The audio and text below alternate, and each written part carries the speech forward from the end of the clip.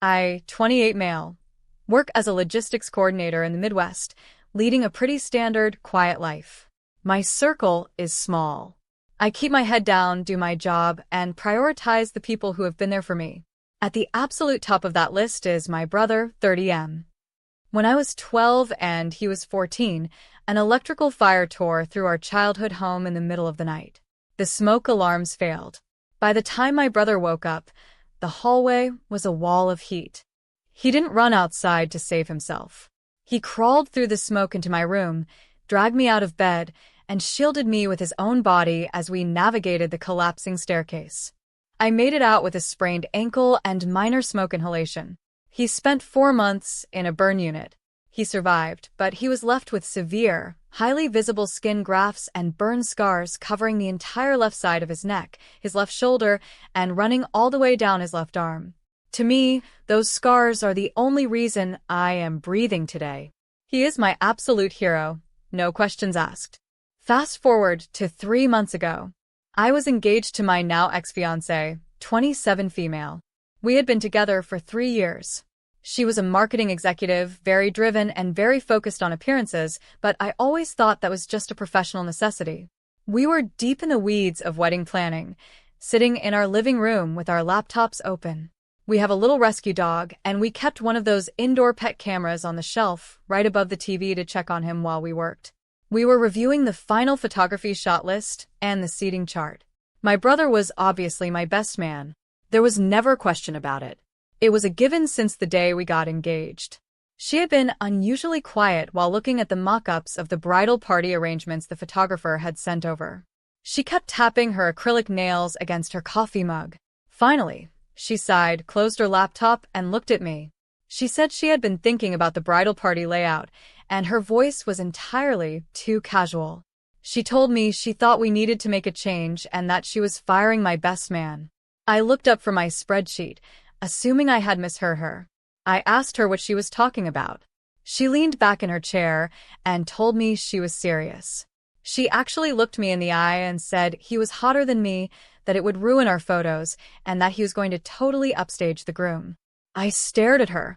My brother is a good-looking guy, sure, but he avoids the spotlight specifically because people stare at his scars. He is incredibly self-conscious and hates having his picture taken. I asked her if she was making a joke because it really wasn't funny. She rolled her eyes, and the playful tone dropped immediately. The mask completely slipped. She told me she didn't want to say it like this, but I was forcing her hand. She started talking about the aesthetic. She said the bridesmaids were wearing backless silk gowns, the groomsmen were in fitted charcoal suits, and then there was my brother, standing right next to her at the altar, with his neck and arm looking like that. She said the skin grafts clashed, that it was distracting, and that everyone would be looking at his burns instead of us.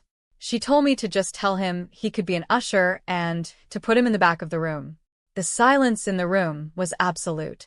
I looked at the woman I was supposed to marry, really looked at her, and realized I was staring at a total stranger. She wasn't joking. She was genuinely annoyed that my brother's traumatic, life-saving injuries didn't fit her vision board. My voice got dangerously low. I told her that my brother has those scars because he saved my life, and that she wouldn't be having a wedding with me at all if he didn't have them.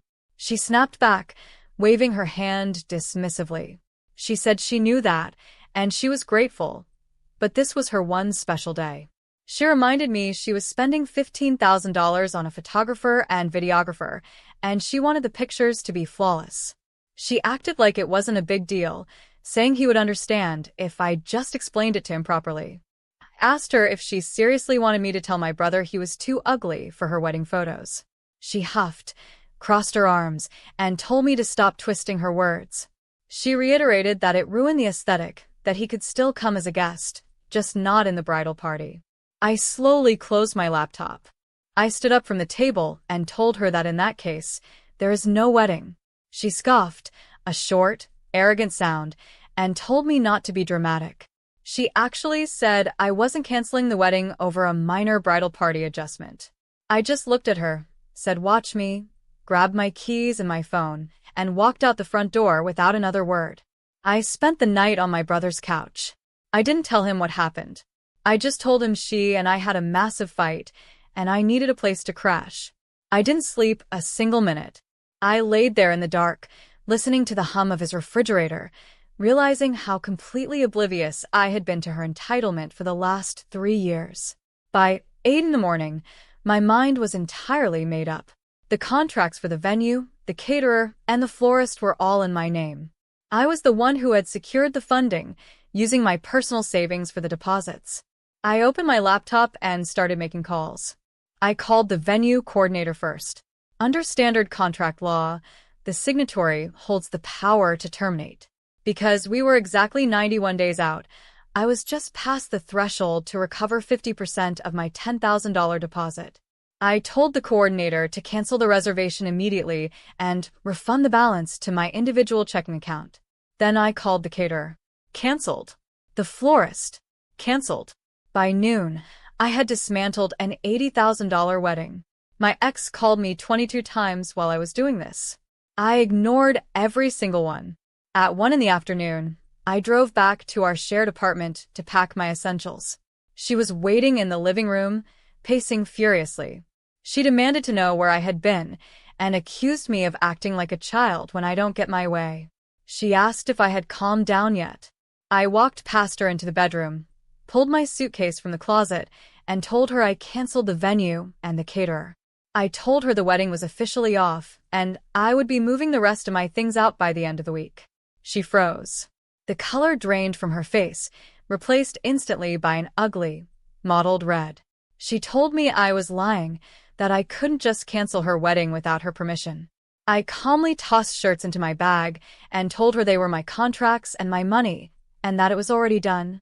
When she realized I wasn't bluffing, the panic set in, but it didn't manifest as remorse.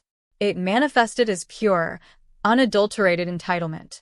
She lunged for my suitcase, trying to pull it off the bed. She started screaming that I was completely insane, that I was ruining her life over a freak.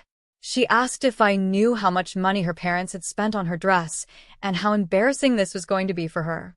I zipped the bag, looked her dead in the eye, and said she should have thought about that before she treated my brother like a prop. I walked out. 10 minutes later, while I was sitting in my car trying to catch my breath, I got an alert from my banking app. We shared a joint savings account specifically set up for miscellaneous wedding expenses. I had put in $6,000 and she had put in about $500.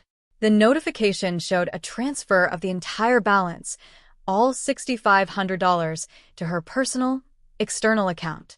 I immediately called my bank. The representative informed me that because it was a joint account, either party had the legal right to withdraw the funds. The bank couldn't reverse it without a court order. She had literally stolen my money out of spite. By the time I reached my brother's place again, the smear campaign had officially begun. My phone was vibrating off the console.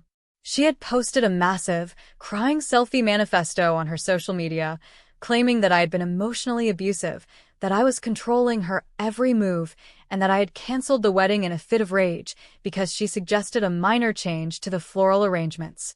She blocked me from seeing it, but mutual friends were sending me screenshots. She was playing the perfect victim. There was not a single mention of my brother anywhere in her post. The next 3 weeks were a masterclass in dirty tricks. Her mother started calling my family, leaving totally unhinged voicemails accusing me of abandoning her daughter. She demanded that I reimburse them for the wedding dress, the non-refundable bachelorette trip, and the emotional distress I had caused. I just saved the voicemails and didn't respond. Then came the real twist. About a week after the cancellation, I got a confused call from the venue coordinator. The coordinator said they were just calling to verify the DocuSign they received that morning. They said they got the transfer of liability form, but my signature looked a little different than the original contract, so their legal team wanted a verbal confirmation before they applied my remaining $5,000 deposit to a new date. I stopped dead in my tracks. I asked what transfer form she was talking about.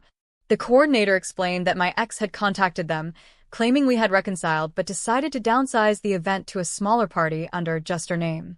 She had submitted a digital document, supposedly signed by me, transferring the non-refundable portion of my deposit to her new event. She had straight up forged my signature. I told the coordinator the document was entirely fraudulent, that I had not signed anything and instructed them to freeze the account immediately. I requested they email me the DocuSign IP logs and the form she submitted.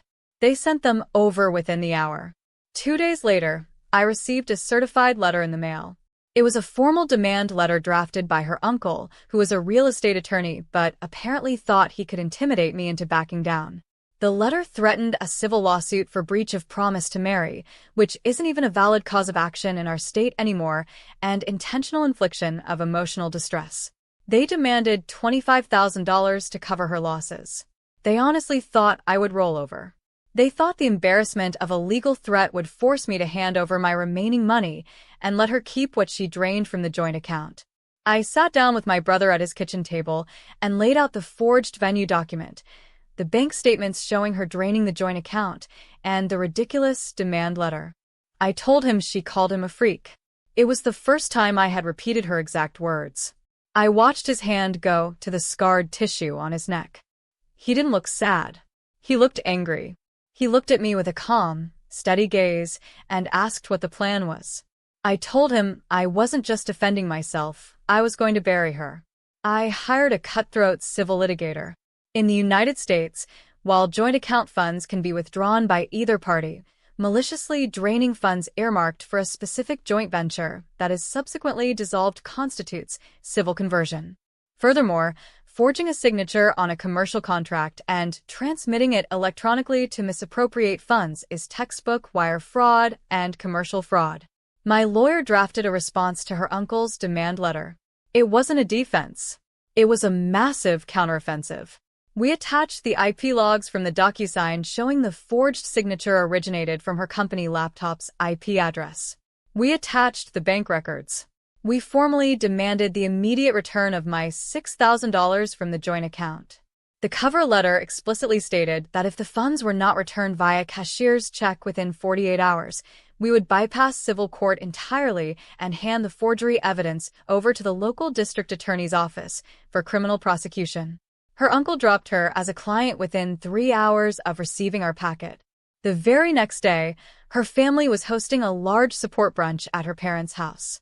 Dozens of friends and extended family members were there to comfort her over her abusive ex-fiancé.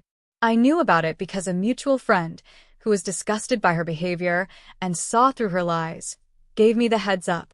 At exactly 11:30 in the morning, right when everyone would be sitting down with their mimosas and pastries, I hit send on a mass email. I sent it to her parents, her aunts, her bridal party, and every single mutual friend we shared. The subject line was simply, "The real reason the wedding was canceled." The body of the email contained absolutely no insults, just cold, hard facts. I remembered the indoor pet camera in the living room. It records to a cloud server. I had gone back and pulled the footage from the day of the fight. I attached a 10-second audio clip to the email. The audio was crystal clear. It was her voice saying exactly this. The skin grafts clash. It's distracting. Everyone is going to be looking at his burns instead of us. Just tell him he can be an usher. Put him in the back. Below the audio file, I attached the screenshot of the forged venue transfer document and the bank transfer showing her stealing my savings. I ended the email with one single sentence. I wrote, "I chose my family over a fraud. Please direct all future correspondence to my attorney." The fallout was spectacular. The mutual friend who was texting me from inside the brunch said the entire house went completely silent when phones started chiming. People were opening the email and playing the audio clip out loud at the dining table. My ex tried to claim it was AI generated, but nobody bought it. It was her exact tone, her exact cadence. My friend texted me play-by-play. She said her mom looked like she was going to pass out, and 2 of her bridesmaids got up, grabbed their purses, and walked out to their cars without saying a word. By the end of the week, she had been totally ostracized by our entire friend group. Nobody wanted anything to do with her. Facing actual criminal charges for the forgery and having her entire support system collapse overnight, her new lawyer advised her to settle instantly. She was forced to take out a high-interest personal loan to pay me back the $6,000 she stole, plus cover my attorney's fees in full. She got absolutely nothing from the venue. She lost her wedding, her reputation, her money, and her friends, All because she couldn't handle the reality of what a real hero looks like and felt entitled to a perfect aesthetic over human decency. Later that month, my brother and I went out to a local bar. We ordered a couple of beers and sat in a booth near the back, just talking and watching the game. He raised his glass, the scarred tissue on his arm tight as he gripped the pint. He looked at me quietly and thanked me for choosing family over someone so shallow. I clinked my glass against his and told him there was no choice to make. And there truly wasn't. You don't abandon the person who walked through fire for you, especially not for someone who treats people like disposable props. If you want more stories about dodging red flags the size of a tactical nuke and watching entitled people get handed a massive reality check, hit that subscribe button.